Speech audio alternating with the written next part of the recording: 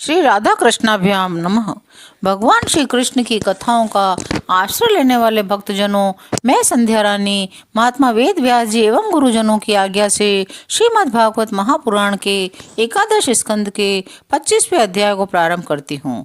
अध्याय 25 तीनों गुणों की वृत्तियों का निरूपण। भगवान श्री कृष्ण कहते हैं, पुरुष प्रवर उद्धव जी, प्रत्येक व्यक्ति में अलग अलग गुणों का प्रकाश होता है। उनके कारण प्राणियों के स्वभाव में भी भेद हो जाता है। अब मैं बतलाता हूँ किस गुण से कैसा स्वभाव बनता है, तुम सावधानी से सुनो। सत्व गुण की वृत्तियां हैं शम, मन संयम, दम, इंद्रिय निग्रह, तितिक्षा, सहिष्णुता, विवेक, तप, सत्य, दया, स्मृति, संतोष, त्याग, विषयों के प्रति अनिच्छा, श्रद्धा, लज्जा, पाप करने में स्वाभाविक संकोच, आत्मरति, दान, विनय, सरलता आदि।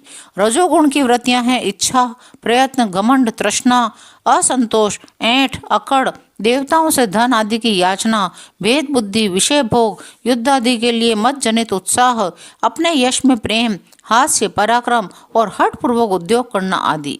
तमोगुण की वृत्तियां हैं क्रोध करना, असहिष्णुता, लोभ, मिथ्या भाषण, हिंसा, याचना, पाखंड, श्रम, कलह, शोक, मोह, विषाद, दीनता, निंद्रा, आशा, भय और अकर्मण्यता आदि।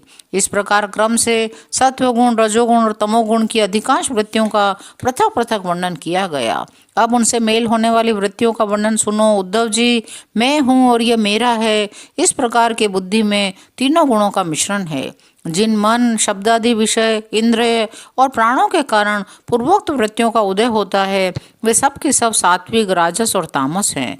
जब मनुष्य धर्म, अर्थ और काम में संलग्न रहता है, तब उसे सत्व गुण से श्रद्धा, रजोगुण से रति, तमोगुण से धन की प्राप्ति होती है। यह भी गुणों का मिश्रण ही है। जिस समय मनुष्य सकाम कर्म, गृहस्थाश्रम, स्वधर्माचरण में अधिक प्रीति रखता है, उस समय भी उसमें तीनों गुणों का मेल ही समझना चाहिए। पुरुष हो चाहे स्त्री, जब वह निष्काम होकर अपने नित्य नैमित्तिक कर्मों के द्वारा मेरी आराधना करे, तब उसे सत्व गुणी जानना चाहिए। सकाम भाव से अपने कर्मों के द्वारा मेरा भजन पूजन करने वाला रजोगुणी है। जो अपने शत्रु की मृत्यु आदि के लिए मेरा भजन पूजन करे, उसे तमोगुणी समझना चाहिए। जब चित्त प्रसन्न हो, इंद्रियां शांत हो, देह निर्भय हो, मन में आसक्ति न हो, तब सत्व गुण की वृद्धि समझनी चाहिए। सत्व गुण मेरी प्राप्ति का साधन है। जब काम करते करते जीव की बुद्धि चंचल, ज्ञानेंद्रिय असंतुष्ट, कर्मेंद्रिय विकार युक्त, मन भ्रांत, शरीर अस्वस्थ हो जाए, तब समझना चाहिए कि रजोगुण जोर पकड़ रहा है।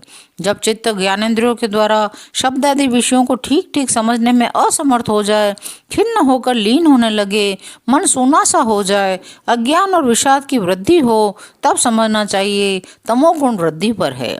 उद्धव जी, सत्वगुण के बढ़ने पर देवताओं का, रजोगुण के बढ़ने पर असुरों का, तमोगुण के बढ़ने पर राक्षसों का बल बढ़ जाता है। जब अपने धर्म का आचरण मुझे समर्पित करके अथवा निष्काम भाव से किया जाता है, तब वह सात्विक होता है।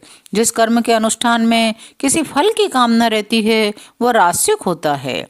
जिस कर्म में किसी को सताने अथवा दिखाने आदि का भाव रहता है, वह तामसिक होता है। वन में रहना सात्विक निवास है, गांवों में रहना राजस है, जुआ घर में रहना तामसिक है। इन सबसे बढ़कर मेरे मंदिर में रहना निर्गुण निवास है।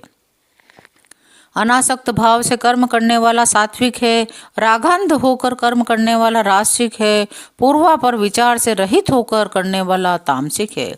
इसके अतिरिक्त जो पुरुष केवल मेरी शरण में रहकर बिना अहंकार के कर्म करता है, वह निर्गुण करता है।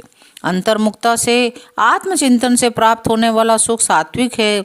बहिर्मुक्ता से, विषयों से प्राप्त होने वाला राजस है। अज्ञान और दीनता से प्राप्त होने वाला सुख तामस है।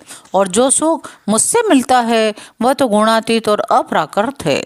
जीव को जितनी भी योनियां अथवा गतियां प्राप्त होती है, वे सब उनके गुणों और कर्मों के अनुसार ही होती है। हे सौम्य, सबके सब गुण चित्त से ही संबंध रखते हैं, इसलिए जीव उन्हें अनायास ही जीत सकता है।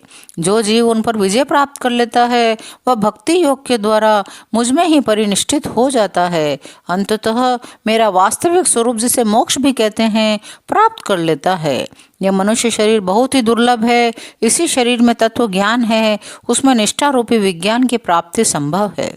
इसलिए इसे पाकर बुद्धिमान पुरुषों को गुणों की आसक्ति हटाकर मेरा भजन करना चाहिए। योग युक्ति से युक्त चित्त वृत्तियों को शांत करके निरपेक्षता के द्वारा सत्व गुण पर भी विजय प्राप्त कर ले। इस प्रकार गुणों से मुक्त होकर जीव अपने जीव भाव को छोड़ देता है, मुझसे एक हो जाता है।